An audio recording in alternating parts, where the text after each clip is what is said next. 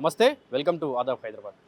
గౌడ సంఘాలందరూ కూడా ఇక్కడ కల్లు గీత కార్మికులందరూ కూడా అన్యాయం జరుగుతూ ఉంది. గౌడ సంఘాల మీద ఎందుకింత కక్ష అని చెప్పి కూడా ఇక్కడ గౌడ కార్మికులు అలాగే గౌడ సంఘంలో ఉన్నటువంటి పెద్దలు కూడా ఉన్నారు. ఒకసారి మాట్లాడదాం. మరి ఈ ప్రోగ్రామ్ యొక్క ముఖ్య ఉద్దేశం ఏంటి, అలాగే ఇలా ముందు కార్యాచరణ ఎలా ఉండబోతుందని కూడా తెలుసుకుందాం. నమస్తే అన్న, ఈ ప్రోగ్రామ్ గురించి అవచ్చు మీ గౌడ సంఘాల మీద ఎందుకింత కక్ష అని చెప్పి కూడా ముఖ్యంగా మీరు మాట్లాడుతూ ఉన్నారు, ఏం చెప్తారు?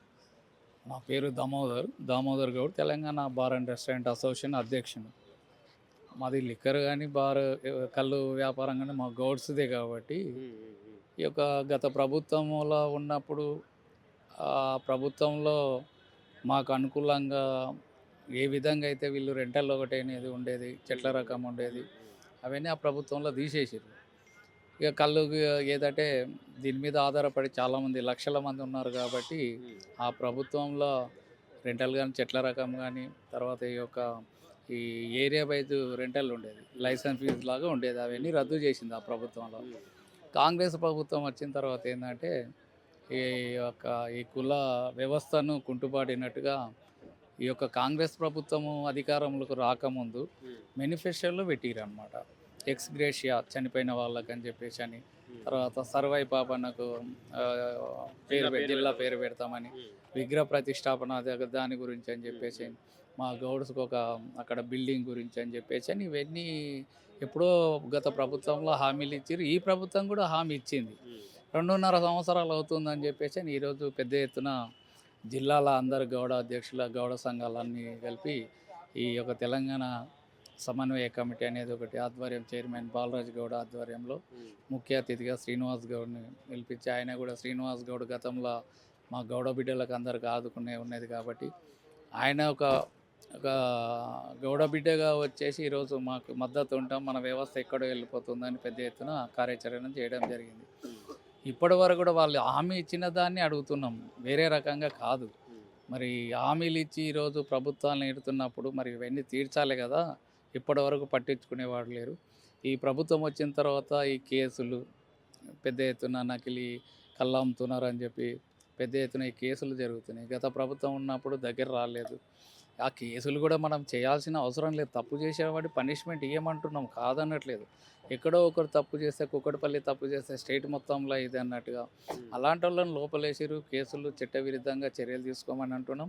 మనం కల్తీ చేసేటోళ్ళ చర్యలు తీసుకోమంటున్నాం. కానీ ఒకరి గురించి అందరికీ ఈరోజు హైదరాబాద్లో కళ్ళ దుకాణాలు చాలా బంద్ అయిపోయినాయి. దానికి ఒక ప్రభుత్వం దృష్టిలో పెడితే ఇప్పటి వరకు కూడా దగ్గర 6 నెలలు అవుతుంది, దాని మీద చర్య తీసుకోలేదు. మినిస్టర్ వాళ్ళు ఏదో వచ్చేసి సీఎం ఏదో సీరియస్ ఉన్నాడు, కొన్ని రోజులు బంద్ అని చెప్పి బంద్ చేపించి దాన్ని శాశ్వతంగా బంద్ చేసి దాన్ని ఓపెన్ చేయలేని పరిస్థితి. దానికి ఎందుకు? దాని మీద ఒక కళ్ళు కంపౌండ్లు అంటే ఒక 50-60 మంది 100 మంది బతుకుతున్నారు.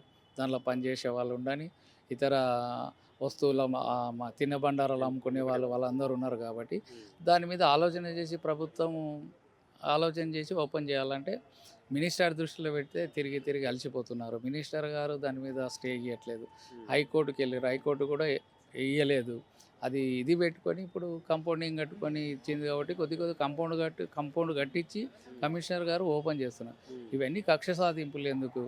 ఇప్పటికీ ఓపెన్ చేయలేదా? దానివల్ల తప్పేం చేసినాం మనం అనేది దాని మీద సమీక్ష అన్నమాట. నిజంగా అంటే ఈ కల్తీ కాంపౌండ్లు ఏదైతే కల్తీ జరుగుతున్నాయో అది కొన్నిటి వల్ల అంతటా ఇదే కల్తీ జరుగుతుంది అనడం, అన్నిటిని బంద్ చేయాలనడం ఎంతవరకు కరెక్ట్ అంటారు? అదే దాని మీదనే ఇప్పుడు చర్య తీసుకోండి. తప్పు చేసేవాడు చర్య. ఇప్పుడు మాది బార్ అండ్ రెస్టారెంట్ ఉంది, ఎక్కడో బార్లో తప్పుడు నడుస్తే అన్ని బార్లో బంద్ చేపిస్తుంటే కాదు కదా, కరెక్ట్ కాదు. ఒకటి చేసిన తప్పుకు అందరికీ శిక్షిస్తామంటే కాదు. ఎవరు తప్పు చేస్తే వాళ్ళు శిక్షించమని చెప్తున్నాం మనం. ఈ వ్యవస్థ ఎందుకంటే ఆధారపడి ఉన్నాం, జీవనోపాధి మీద ఆధారపడి ఉన్నారు. చెట్టు ఇప్పుడు అందరూ దాని మీద ఆధారపడి ఉన్నారు కాబట్టి ఇప్పుడు కూడా ఈ కళ్ళు వ్యవస్థ, కళ్ళు తాగే జనరేషన్ లేదని కూడా మా గౌడ్స్ అందరూ కూడా మ్యాక్సిమం ఈ ఏదో పర్మిట్ రూమ్లో ఈ వైన్ షాపులు బార్లు కూడా ఎక్కువ వైన్ షాపులు కూడా దాంట్లో టెండర్ వేస్తాం అనేది వస్తుందని చెప్పి బార్ మీద ఆధారపడి ఉన్నాం. 80% ఈ బార్ వ్యవస్థలకు డైవర్ట్ అయిపోయారు. ఎందుకంటే తాగనప్పుడు ఏం చేసుకుంటారు? వ్యాపారం చేయాలనుకుంటే కస్టమర్ ఉండాలి, తాగుతూనే ఇది ఉంటుంది. దాని గురించి ఏదో ఆడికాడికి బ్రతుకుతున్నారు కాబట్టి ఇప్పుడు కూడా కాంగ్రెస్ ప్రభుత్వం కక్ష సాధింపు చేస్తున్నారు. అక్కడ ఇప్పుడు ఆదిలాబాద్లో కేసు చేసిరంట, పోలీస్ డిపార్ట్మెంట్ హరాస్మెంట్ చేస్తున్నారట. వాళ్ళకి అథారిటీ లేదు. ప్రభుత్వం ఎక్సైజ్ డిపార్ట్మెంట్ చేయాల్సిన పరిస్థితి, కానీ వీళ్ళు ఈ విధంగా చేస్తున్నారు అనే ఉద్దేశంతో పెద్ద ఎత్తున పెట్టడం జరిగింది. ఇప్పుడు వీళ్ళు పరిష్కారం చేయకపోతే, వీళ్ళు పరిష్కరించకపోతే, దీని మీద చర్య తీసుకపోతే పెద్ద ఎత్తున అన్ని గౌడ కులస్తులు కూడా పెద్ద ఎత్తున దీనికి ధర్నాకు దిగాలని చెప్పేసి అని ఒక సమీక్ష.